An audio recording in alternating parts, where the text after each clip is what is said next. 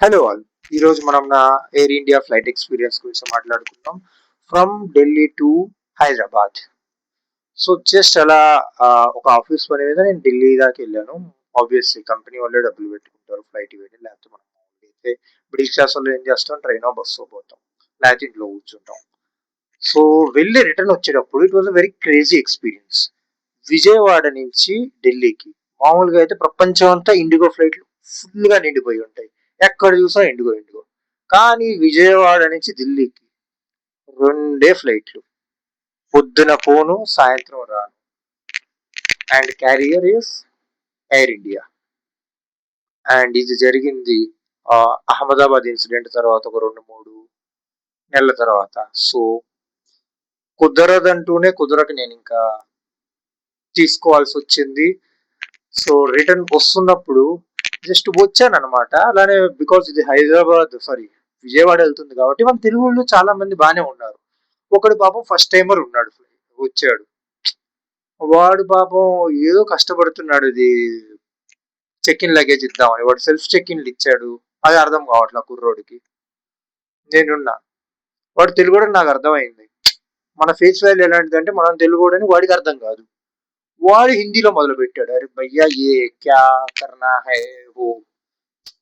అసలు యావరేజ్ గా ఉన్నాడు వాడే అంత హిందీ మాట్లాడుతుంటే. 10th క్లాస్ లో 9 పాయింటర్.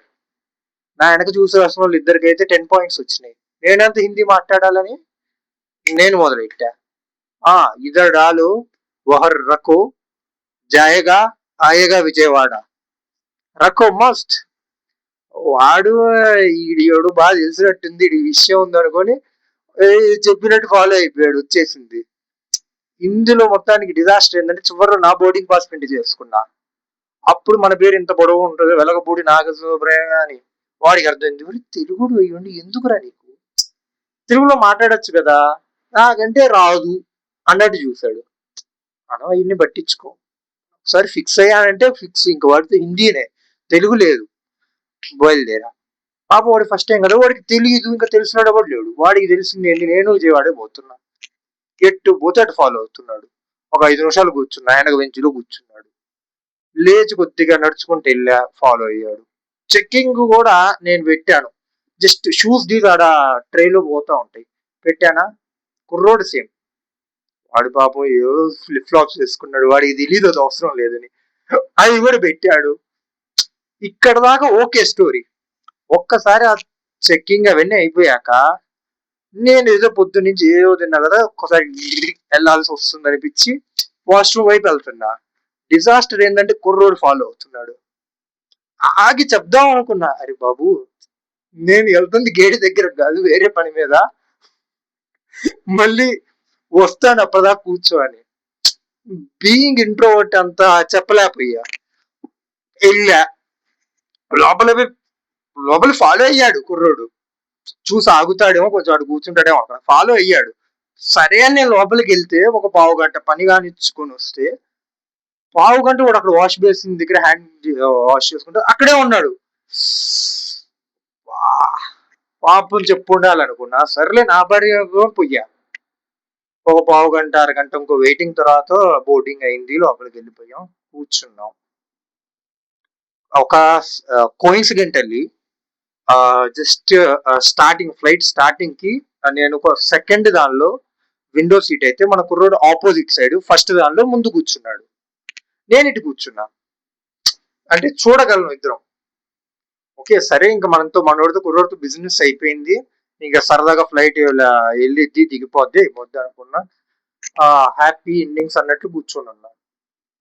ఫ్లైట్ కొద్దిగా కదిలింది, రన్వే దగ్గరికి వెళ్తూ ఉండగా వాడు ఎవడికి అర్జెంట్ గా మెడికల్ ఎమర్జెన్సీ వచ్చింది. దుంపదగా వాడికి ఇప్పుడే రావాలన్నట్టు వచ్చినట్టు వాడు లగేజ్ తీసుకొని వెళ్ళొచ్చా, మెడికల్ ఎమర్జెన్సీ అంత హార్ట్ అటాక్ అలాంటిది ఏం కాదు, ఏదో చిన్నదంట. అయినా కుర్రోడు దిగి ఫ్లైట్ వెళ్ళిపోయాడు. వాడి కోసం ఒక ట్రక్ వచ్చింది, వాడిని తీసుకెళ్ళింది, మొత్తం అయిపోయింది. దానికో 10 నిమిషాలు లేటు. ఇదే లేట్ అనుకుంటే దాని తర్వాత కుర్రోడు బ్యాగ్ తీసుకెళ్లేదుగా, మరి ఎయిర్లైన్ వాళ్ళ బాధ్యత ఏంది, వాడి బ్యాగ్ తీసుకొచ్చి వాడికి ఇవ్వాలన్నప్పుడు వాళ్ళు ఎట్లా చేస్తారు, వాడు వచ్చి మళ్ళీ చెప్పలేడు ఏదో.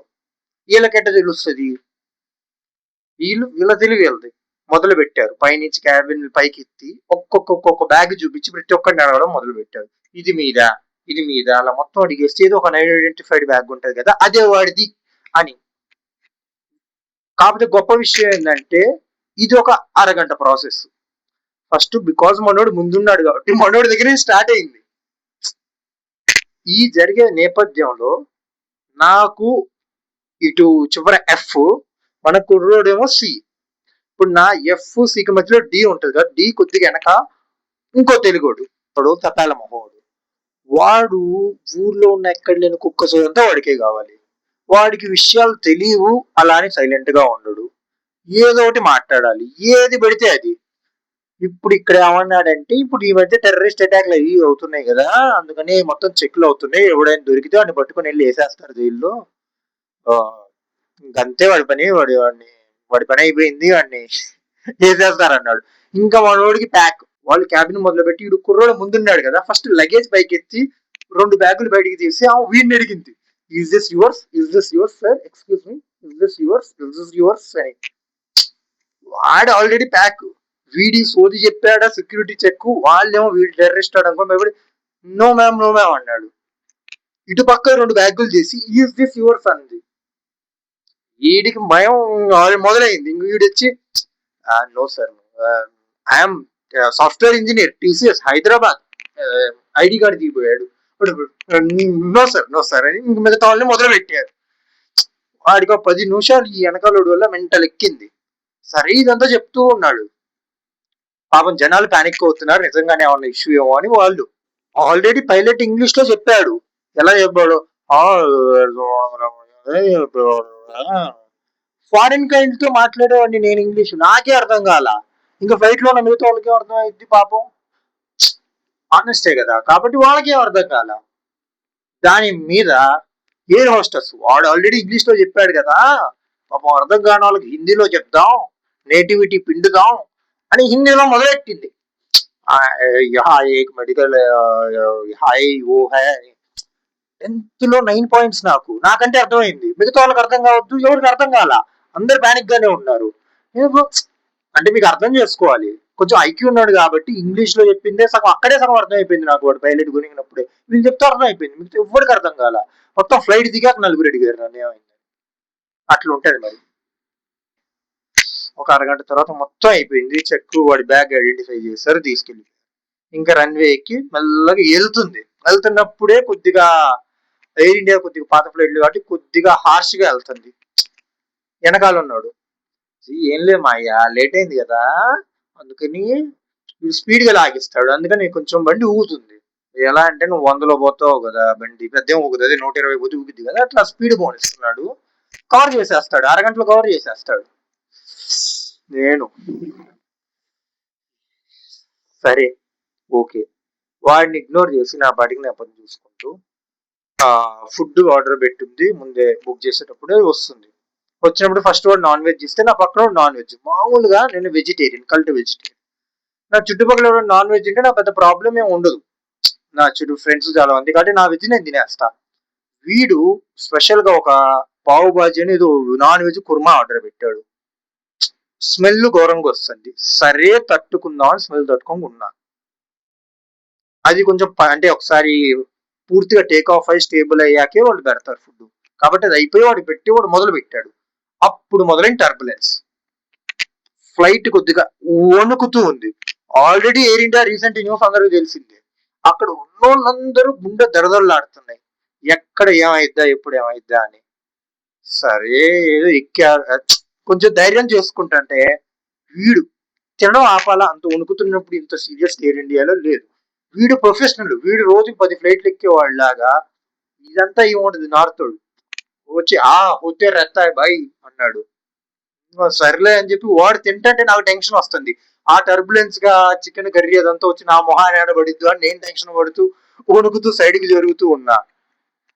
ఇదొక సైడ్ అయితే సరే వీడి గోల ఎందుకని చెప్పి సైడ్ కి తిరిగి ఆస్వాదిద్దాం ప్రపంచాన్ని, అదే వ్యూని చూద్దాం అని చెప్పి తిరిగితే ఒక బొద్దింక అలా తిరుగుతుంది. ఫస్ట్ థింగ్ నాకు వచ్చిన డౌట్ ఏంటంటే అసలు ఆడికి ఎలా వచ్చింది, అది 2 అద్దాలు క్లోజ్ అయ్యి ఉంటాయి, అక్కడ తిరుగుతుంది, ఇప్పుడు ఇక్కడికే వచ్చిందంటే నేను తినే ప్యాకెట్ లోకి రాదన్నాని గ్యారంటీ ఏంది. అసలు ఇలాంటి నిర్లక్ష్యం వల్లేనా ఎయిర్ ఇండియా ఫ్లైట్ కి ఇలా అయింది. ఇప్పుడు నాకేమన్నా అయింది అంటావా? ఈ ఫ్లైట్ సరిస్తే ఏంది 100 క్వశ్చన్లు నా తలలో, నార్మల్ గానే ఓవర్ థింకర్ గా.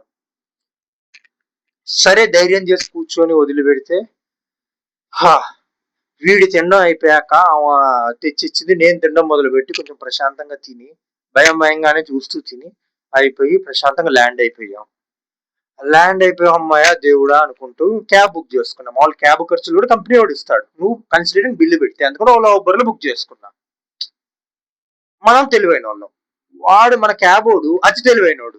నీకు ఎయిర్పోర్ట్ లో ఒక క్యాబ్ ఉంచితే ఓలా వాడు కంపెనీకి 100 150 కట్టాలి. ఆ 100 150 బొక్క ఎందుకని ఒక్క క్యాబ్ ఉంది వాడిది, వాడు ఓలా ఊబర్ లో బుక్ చేస్తాడు.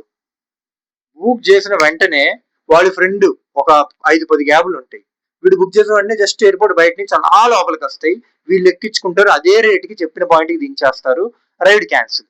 ఇది ప్లాన్. నేను రాగానే వేరే బండి నెంబర్ వస్తుంది, వాడు వచ్చా ఏం లేదు బ్రేక్ డౌన్, ఇంకో బండి తెచ్చానులే పదా అంటే, సరే నాదే ఉంది పదా అన్న. జస్ట్ అలా యూటర్న్ తిరిగినప్పుడు ఆ ఫోన్ వేరే వాడికి ఇచ్చేసి, అన్న క్యాన్సిల్ చేస్తున్నాం మళ్ళీ ఇదే రేట్ అంటే, అటు చేయకూడదు బ్రో, నాకు బిల్లు కావాలంటే, అన్న పర్లేదన్నా ఉంచుకో అంటే, మరి నాకు కొంచెం ఎక్కువ అయిద్ది అన్న కొంచెం తగ్గివా అంటే, ఎంత చూస్తుంటే 700 అన్న. సరే అన్న 680కి వస్తా అంట. మా ఊడియో 200కి మించి బిల్లు లేకపోతే ఇవ్వడు. ఇంకా అది అలా దెబ్బ మీద దెబ్బతో మెల్లగా ఇంటికి చేరుకున్నా. This is my story. చలో, I hope this is interesting. మళ్ళీ మరికొన్ని వీడియోస్తో మీ ముందుకు వస్తా. Until then take care, bye.